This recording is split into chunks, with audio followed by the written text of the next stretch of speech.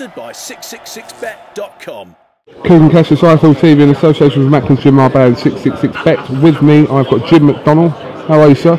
All good, my friend. All good. Yeah. Final press conference here for James and Marco Antonio PERIBAN. Would you say this is the toughest opponent on paper that James would have faced in his career? Yeah, 100%. Couldn't agree more. And I think James deserves a huge amount of credit for taking this fight. It's a fight that a lot of people have said, "Whoa, what are you doing?" But James is a different character. This is what motivates him. This is what makes him train the way he does, and he's really looking forward to it. We've seen the fight with Beaker, and we know he took him, all the way. And he's as tough as they come, isn't he? Oh, he is 100%. He's got that Mexican blood going through his veins, and he lives by their flag. He's brave, tough, and strong as they come. All right, mate. All right. Don't make me pay the camera if you don't want to be on it, son.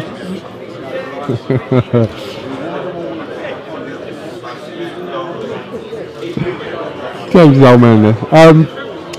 Was there any possibility of you just not taking a fight this year and just waiting for that mandatory slot to come into fruition? No, because I've said it from day one, from when he first started pro.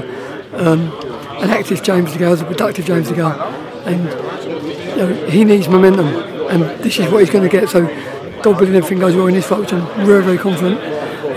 He'll go into his world title fight against Froch, or whoever may be in that position come January, February, March, as with that momentum in the tank.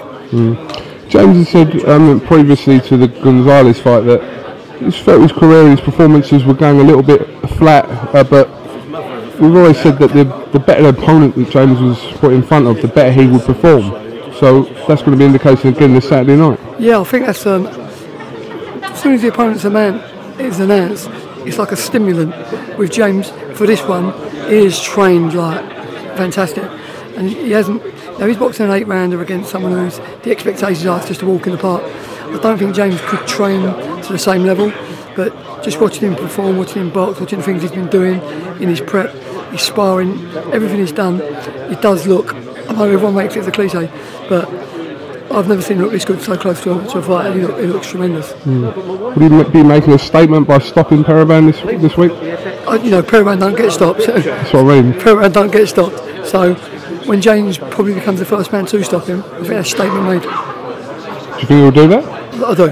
You do? Alright, well listen, Jim, thanks for talking to IFL TV. Always a pleasure, my friend. I'm glad you got the hat on as well.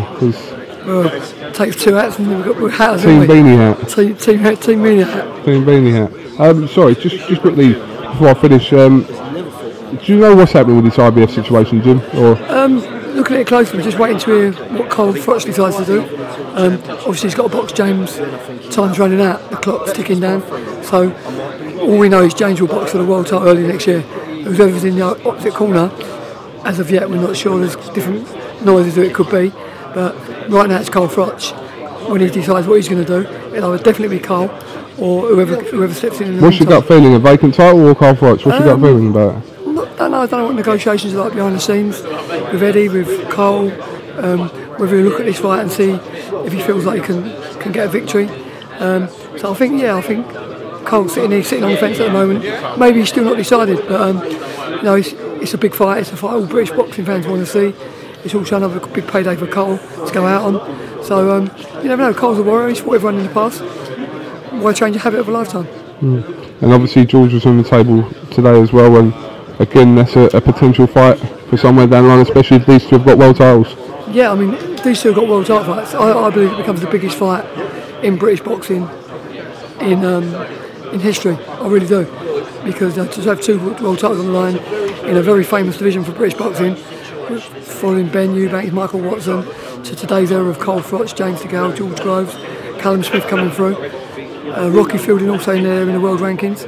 I think it will be absolutely massive. All right, Jim McDonnell, thanks for talking to IFL TV. Top man, appreciate it. Cheers, mate. The Big Fight, sponsored by 666bet.com.